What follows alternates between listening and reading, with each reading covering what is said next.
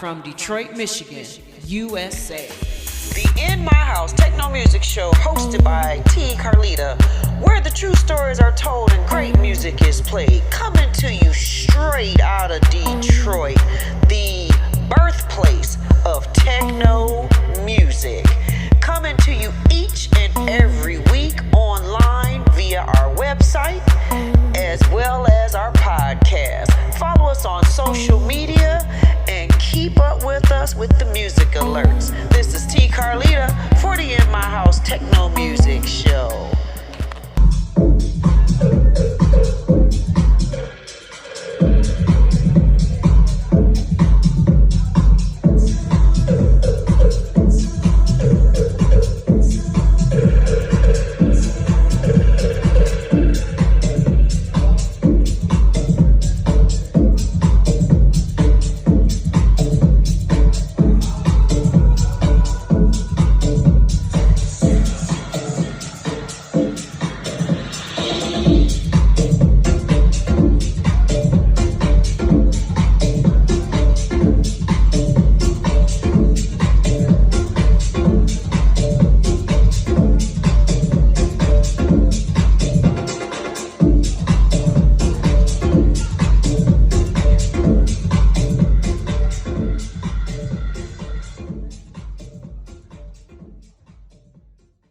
All right, this is T. Carlita for the In My House Techno Music Show. Super duper excited to bring you another real people, real stories where the true stories are told. Great music is always definitely played. And today, I am so excited this week to have a homeboy from the hood. 313, another spirit of 313 brother, Mr. Marcus Harris. Marcus, welcome. Thank you for having me. Awesome. So listen, so I know you have this brother, that most people know. We won't talk about him too much, but just let everybody know who your brother is, since I'm kind of letting the cat out the bag. My brother's Quentin Harris. Awesome. All right. That's my older brother. He's got about 20 years on me. So now, being the younger brother of him, did he inspire you? Or did you be like, I don't know? So I tell people this. I tell this to people all the time.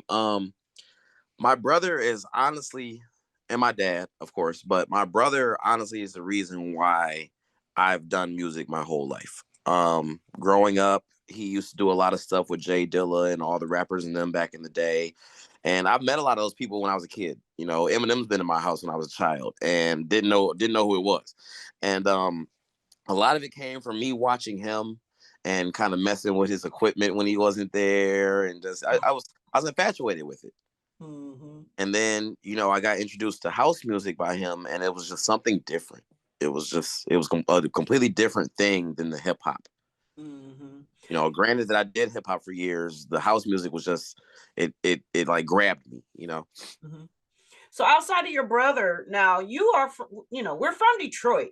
Yeah. And so there's a lot of inspiration that is around us. Yes. And we don't even realize the dynamics or the power of it until you get into it. Yep. And then when you get into it, you be like, wow. I'm just listening, like you said, I'm just listening to music around the house. I had no clue, right? Yep. So outside of your brother, who are some of the people who kind of like grabbed your attention? Outside of the hip hop culture, once you gravitated over to the house, who did you like listen to? Now in general, or do you mean just in Detroit? No, in general. It could be anywhere. It doesn't matter. Okay, well, I had to say, I got kind of like four people. Obviously my brother, that's family, and his sound was a lot different than everyone else's. Kerry Chandler is someone who I look up to a lot. His sound is just very obscure and different. Louis Vega, for sure. That because he gives the real soul and the funk to it. And I can also say Paul Johnson. Because I'm a sampler. I like to sample. And his sampling was just in your face, tough, It created a sound that people weren't really doing. But also I can say Daft Punk. Okay. Daft Punk back in the day, that was probably one of the first albums I ever bought as a kid. Yeah, you Was young. the No, I'm just kidding. homework album. Okay, yeah, you're young. You said Daft Punk. I'm like, really? Wow. Well, I like Daft Punk, so I like Daft Punk because they didn't sound like anything here. Exactly. You know, they didn't sound like anything here. You could tell they were from overseas somewhere, Mm-hmm. and it was just a completely different sound. You know, instead of just running a sample as a loop, they were chopping it up, making it into something new. And I didn't hear a lot of people really doing that in house music and dance music for real. That is so true. So when you said Paul Johnson, I'm gonna tell you the first song that hit my head. Now Paul Johnson is like, oh my God, Kerry Chandler, Yeah. absolutely.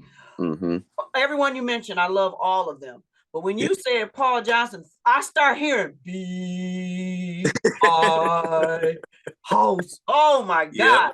The first time I ever heard that, I just totally lost my entire ever living mind on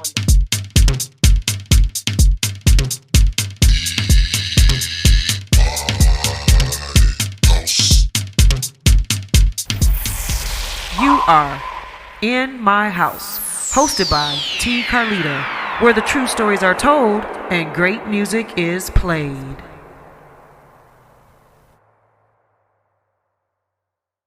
Welcome, Judge Mathis. Thanks for coming to share an important message with the Wayne County taxpayers. Well, thank you for allowing me to help. You know, most of my life I was a resident of Wayne County, and so I'm here to help because Treasurer Shabri wants to work with owners to keep families in their homes and prevent foreclosure. If you're having trouble making your property tax payments, let us know. We have many resources to help. Already in the payment plan? It's important you stay in good standing. Making property tax payments is now easier than ever. We have placed payment kiosks in community centers across the county. We've also added kiosks in our offices.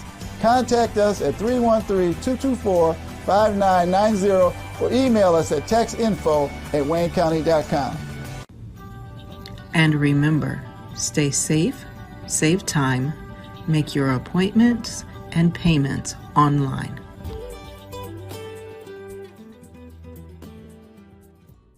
In My House Radio, online 24/7. Featuring only the best techno and house music.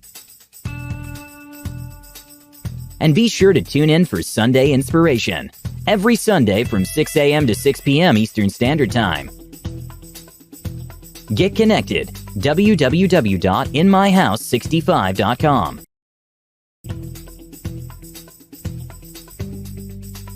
So let's talk about you. Okay, we talked about your brother. We talked about your inspiration.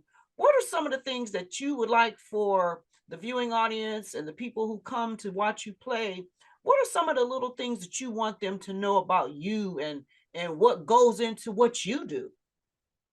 Well, see, for me, like I've come from a family of music, so you know, house music and hip hop were obviously the things that I connected to.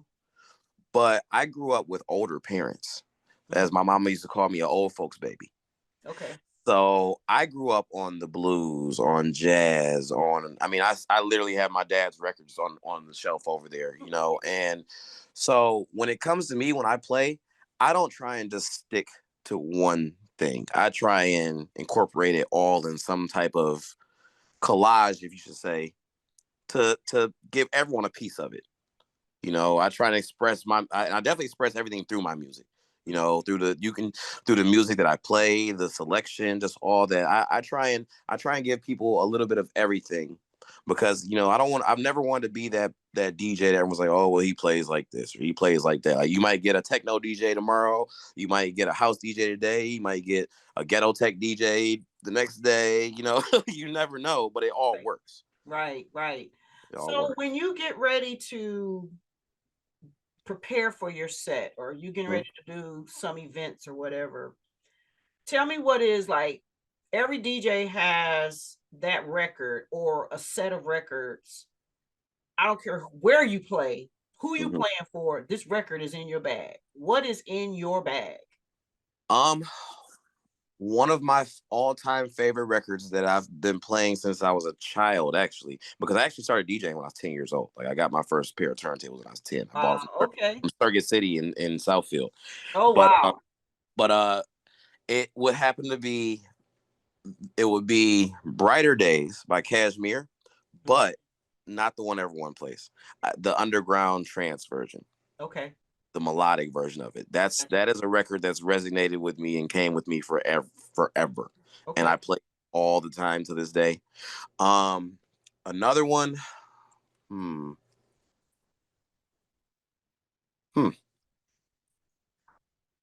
A lot of MK stuff. Okay. For me. Okay. A lot of MK stuff because it was house, but it had that tech feel to it at an early age. So that a lot of MK stuff. I can't say specifics because I like all of it. Okay. And then Kings of Tomorrow. Kings of Tomorrow. I like a lot of that stuff. But I like to play a lot of old school. In my sets. I'll mix it in. Like I'll play Forget Me Nots on top of Los Hermanos. Right. It's a mixture of things, but I'm not real biased. But those are some of the records that to this day I'll play them because I just know no matter what, it's gonna work. It's gonna work. So now you mentioned your dad and your dad's record collection. Yeah. Was your dad a musician or he just was a regular guy that just loved music? So my dad actually was a musician. So believe it or not, so my dad, he played the trumpet. Okay. And then my brother played the trumpet. And then I played the trumpet. Okay. But my dad also used to DJ, house parties and stuff. Like he wasn't actually like blending records or nothing like that, but he was like, he's the one they ran to for the music. What's your dad's name? Thomas Harris. Okay. And he's the one who ran all the music, had everything, just got the party started. Okay. I remember watching a VHS tape that my mom had of my brother back in the day. They were having a party, and my brother had to be like, I don't know, 12, 13, and he played the piano. And so he went in the back. He was playing the piano with the family and all that. And that's something that he was really proud of to this day. And it was proud and something I was really proud of being the trumpet player that I was and being able to be that first chair and in the marching band and all that. So yeah, the music came a long way with me. It still does. I got kids of my own and they're into it and just trying to keep legacy going. Wow. So let's talk about the evolution of music from when you were a child up to where we are right now. Yep. What do you like, dislike? What are some of your views and opinions about the evolution of where we are right now, as far as you are concerned? For me, obviously nothing's original really. Everything's been done before. One of the biggest issues I have, because I did hip hop for about 15 years. Okay. Producing it and recording people, all that. It became very overly saturated. That's part of the reason why I stopped doing it.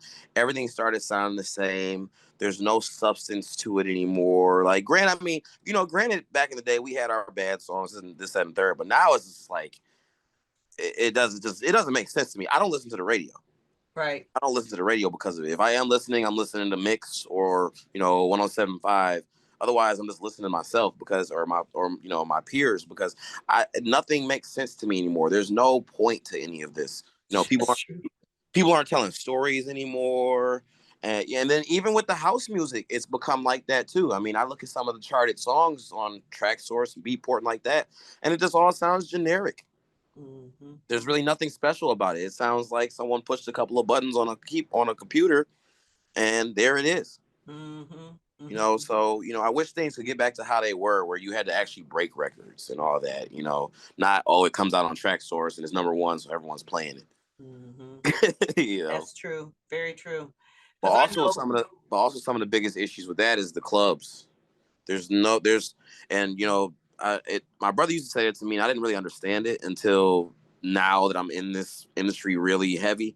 There's not really clubs like that here anymore. Not like a club, like where you just go in there. It's a club. There's a light, and you're in the club. Like a warehouse. There's none of that no more. Yep. Closest thing you probably got is Marble Bar. Right. But that I feel like the spirit of a lot of this stuff is kind of changing. And I hope that I hope to, and I'm trying to contribute to changing that back. Mm-hmm. That's so why do you feel the way, mentioning clubs and settings and the few places that we do have, and I think the environment when you walk into a certain club, like, okay, I used to party back when techno and all that first started, right? It was progressive and then it moved on. Yeah. So I was from the very beginning. So we would just, like you said, go in this space, and it wasn't light shows. It was just you in there. People having fun, you dancing, in there, right? In there. Yep. So do you think that because now we want to be foo-foo bougie and have all this and all this, and I think the thing that really blew me away, what I see now, like, people don't dance anymore. Nope. And I know going to the clubs, me personally, I was the kind of person, I walked in, I found my spot in front of the speaker, and I stayed there until it was time to leave. That's what I do to this day. Still to this day, I'm that same person. Might even jump on the speaker if I can. If you can, yeah. So now, I know everybody's older, so that's a little different.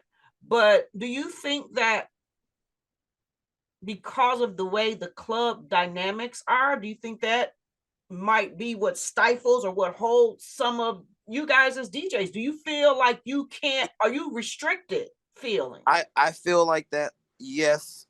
Some of the issues that I've noticed about some of these clubs is there's too much for you to do to draw you away from the music. Like, what do you mean? So just for, I'm not speaking bad on them because I am playing. Well, don't say any spots, just talk in general. Just in general, like, I shouldn't be able to go to a club and there'll be more than a bar and a bathroom. Okay. I feel like if we're at a club, it should be, you got the DJ booth, the dance floor, your bar, that's it.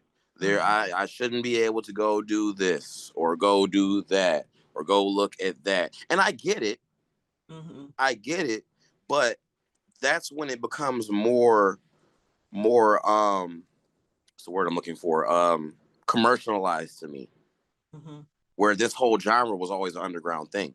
A lot of the stuff that I do is a lot of underground stuff. Like I DJ, I'm a resident DJ at Any Pleat at G Smooth's place. I'm the resident there every Friday. You ain't gonna get no more raw than Smooth spot. You ain't gonna get no more raw than that. You're just down in the basement. Oh God, everyone you down in a hot ass basement on a hot ass Friday night. I'm literally there every Friday, except for this Friday because I'm gonna be in Spotlight. I've been there before. And I've been there 6 years. Wow. 6 years. Okay. He was actually the first person besides like Grasshopper Underground when they were open, but he was the love that place too. That was my favorite place. Oh my God, yes. I love that spot. You go downstairs. That's a club to me. Yeah, you go in, bam. And you in there. That was like, for us, the Music Institute. You go in there and that's what you're in there for. Yep. That's it. And like I was saying, a lot of these places now, they give you too much to do. And I think a lot of that goes to trying to, cater to younger crowds and the hipsters and all that. But that takes away from the dynamic of the music and the energy to me. People can't actually sit and listen to you. Right. So, or they don't even get a chance to stand in front of you and watch what you're doing. Because they're consumed. The ADHD is all over the place. Yes, it's all over the place. It's all over the place. It's like, there's music over there. What? Yeah. Or they'll hear a song and be reminded, like, I'm supposed to be over there. Yep. Got you. So let's talk about your production style. When you sit down to get ready to write, arrange, produce, what are some of the things that go on in your head? Like, do you have a format? Not a format per se, but today I want to write something, or today I want to prepare for something. What goes on in the mind of your madness? I kind of so it depends on what I'm doing. So I do remixes, I do edits, stuff like that. I like editing old school songs in the house. I do a lot of that. But when it comes down to like an original, I just go into it I don't really have a thought process to it. I don't think. I just go in, find an instrument I like, or maybe one day I might do drums first, or Okay. maybe day I might do the melody first, or I might make a bass line. But I don't really have a because I have ADHD, so it's kind of like going in there looking at it, it overwhelms me. But I just kind of find a sound and just run with it and go from there. Kind of like my DJing. My DJing, you know, a lot of people might make a set, make a crate, this and the third. I go in blindly. Mm-hmm. I just feel the moment. You know, So you basically go on the gut. I go on the gut. Mm-hmm. That's how I've always had to do. Mm-hmm, mm-hmm. Because, you know, back in the day when I did a lot of stuff with DJ Godfather back in the day. Okay. All that stuff, all those clubs. And back then, you know, your brain was trained to play the top 40 songs and what people wanted to hear. Mm-hmm. And, you know, when I did that with house music, I felt like I was sounding like someone else. Mm-hmm. So I'm like, nah, I'm gonna just play what I want to hear, then what you want to hear, then what I want to hear, then what you want to hear. To the point where now it's what I want to hear, and you like what I'm hearing. Mm-hmm. See, that's the true essence of. I grew up in a generation where the DJ educated us. Like Yeah. the DJ no longer totally educates like they used to. No. Because I mean, when I was coming along and when you were coming along, I'm sure when you went out to the club and you heard a song being played, well, we used to go to record stores afterwards. Yeah. And I would go to the record store and I'd be humming a song because I don't know what it is, but I know I got to have it because I just heard it and it was like off the chain. And then you go to buy it and you take it home and you play it. And you be like, that ain't what he had. Because little did we know as dancers or club goers, I didn't know they were mixing and putting stuff in it and adding effects. But they made me like it enough to where I wanted to go buy it. And see, that's another problem. That's another problem I know with things now too, is the technology. Like, granted, technology is cool, but it's also taken over to the point where, you know, you used to. I remember back in the day, I wanted this one record that my brother would never give me. It was it was the Mariah Carey Fantasy dub. Okay. It was a black and white record with her on it, and it was a house version, and it was just my favorite song ever. And he would never give it to me, never give it to me, never give it to me. And now, you know, fast forward to here, if I heard that song out, I could just Shazam it, and then I know exactly what it is. Oh yeah. So, but you know, I had to dig for years to find this. Now, stuff that people had to dig for and actually go search records, you can get it right then and there and buy it on your phone and have it. Isn't that crazy? Everybody's in the. Now, here's the thing: everybody's in the club like this. Mm-hmm. And it's like, bam! Oh, that's that. You're right. It's different. It's different. I mean, we have to evolve. But what I like, what I know, and what I've learned about you, because this is my first time meeting you. I keep calling Reggie Reg, but he's Intense. The guy, you know, he got a new. He held on to Intense for a while. Yeah. But he was one of my. I would consider him my show resident DJ, because when I used to do my show live at HPR, so every last show of the month, I would do live in studio DJ sets. Okay. So he was my guy that used to do that. He'll tell you that too. He used to bring his equipment down, be snow, winter, hail, whatever, and we would host other DJs. And it was fun to be able to do that because the music, you guys played it, you educated. Yeah. And I think what's missing, maybe it is a component of the lounge type nightclub now. Yes. The Shazam, or, you know, I saw a picture on Facebook the other day or TikTok or something, and it was old school party versus today. So, and they were weaving in and out, and the OGs like 60, 70, 80, they out there sharp, they out there cutting up, and then the young people is all they dressed and stuff, and they all on their phones, and this is the club for them, you know. Yeah. And I think that we gotta do better, because we do. fortunately, you know, you basically are the next generation of this thing. Reg is the next generation, even though you guys are up in age, but you still the next generation. So it's you guys' responsibility to kind of like take that stuff that you learned and bring it into a new age, a new day, so Now, it can live. one thing I will say about that, because like me, so I just turned 35 last month. Oh, you're such a baby. Yeah, but something I also noticed is social media has taken a lot from artists, not just DJs, just artists in general, because a lot of these places, they go off popularity and not off they Mm-hmm. go off quantity and not quality, and it kind of kills it for a lot of people. Mm-hmm. I'm known, and I'm not a superstar, but people know who I am. Like, you say my name, you either say Marcus Harris, you say nobody famous, because I got two different names. There's nothing else, and people know who I am. And but there's still people who act like they don't, even though they know me personally. Mm-hmm. You know, and that a lot of that needs to stop too. A Mm-hmm. lot of that needs to stop. I feel like if there was an outlet for more of us up and coming people to just get to do it, things would be a lot better. Mm-hmm. There's a lot of salty people out here. I'm not one of them, because I'm building my own wave. Whatever. I'm gonna figure it out. But I know people out here who should be a lot further than they are, but they get held back. Mm-hmm. Mm-hmm. There's a lot of gatekeeping and stuff that goes on in Detroit. And I feel like Detroit's the only place that does that for real.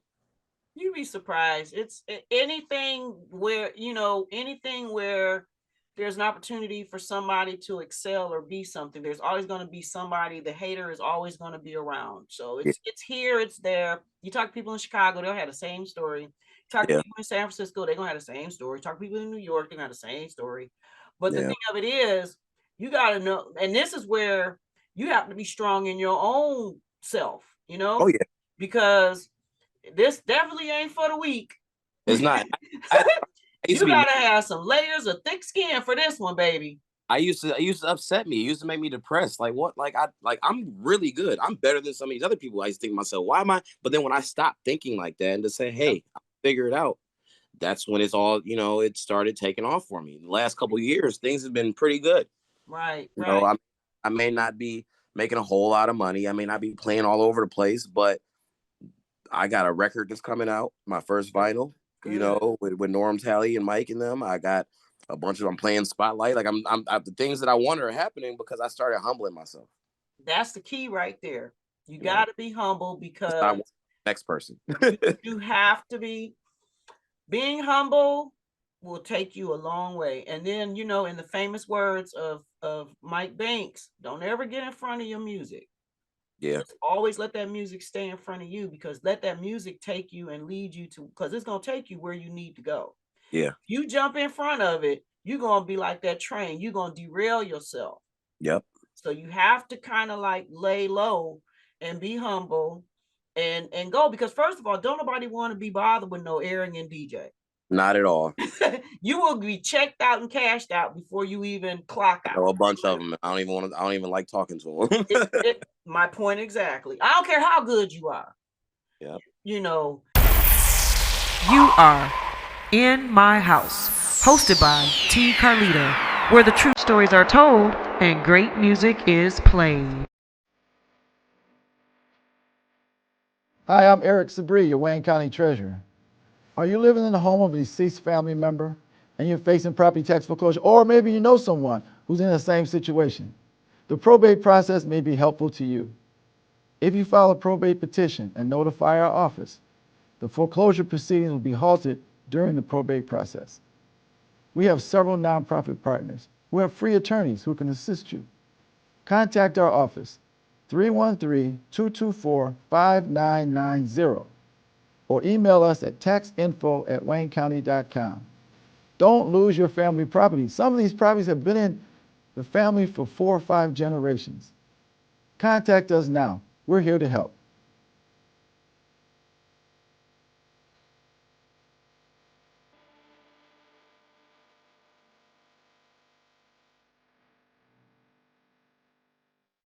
In My House Radio, online 24/7. Featuring only the best techno and house music. And be sure to tune in for Sunday Inspiration, every Sunday from 6 a.m. to 6 p.m. Eastern Standard Time. Get connected, www.inmyhouse65.com.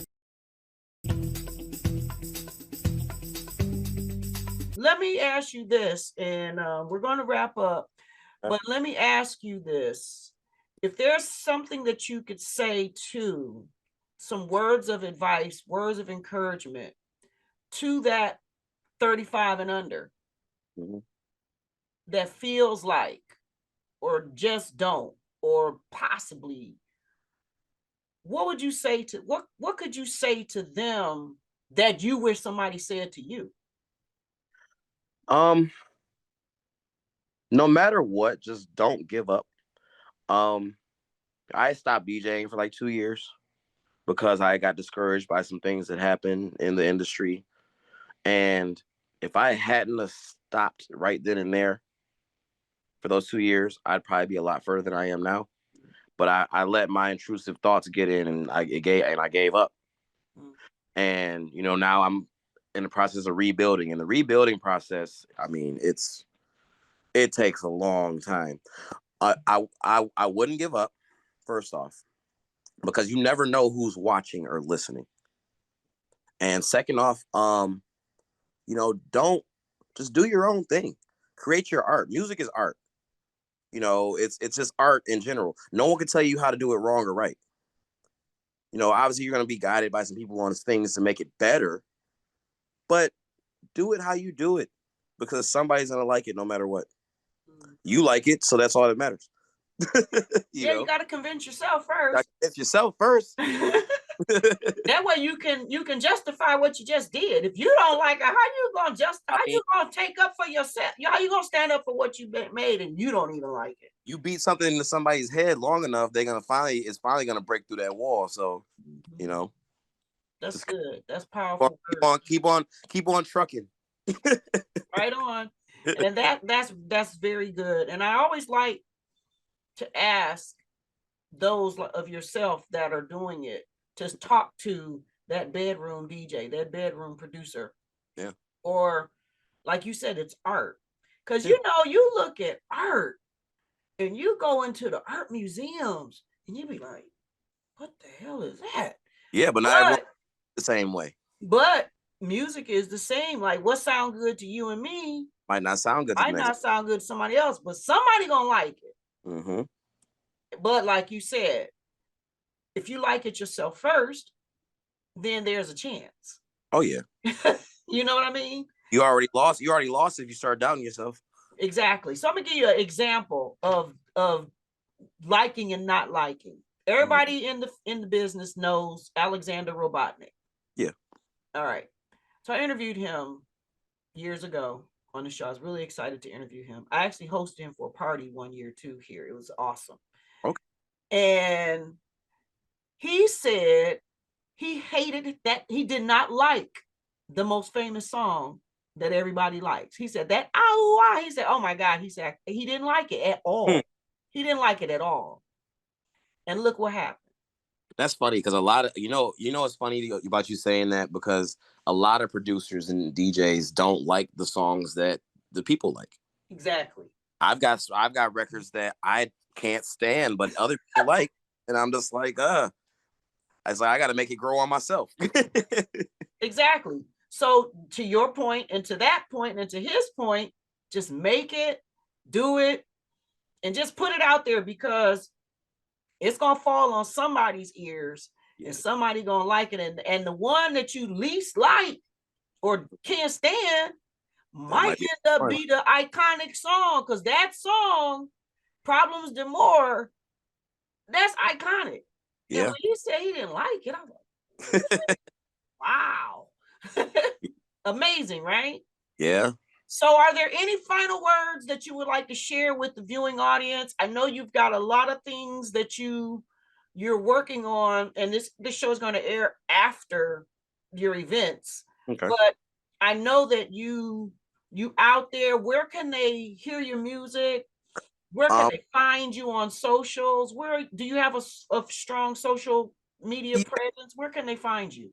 it's pretty decent. I use They Facebook. say it's pretty decent. It's pretty decent. I mean, it's nothing crazy, but I use Facebook a lot more than like Instagram and all other stuff. But my Facebook's just Marcus Harris. Okay. Have in abbreviations, it'll say nobody famous.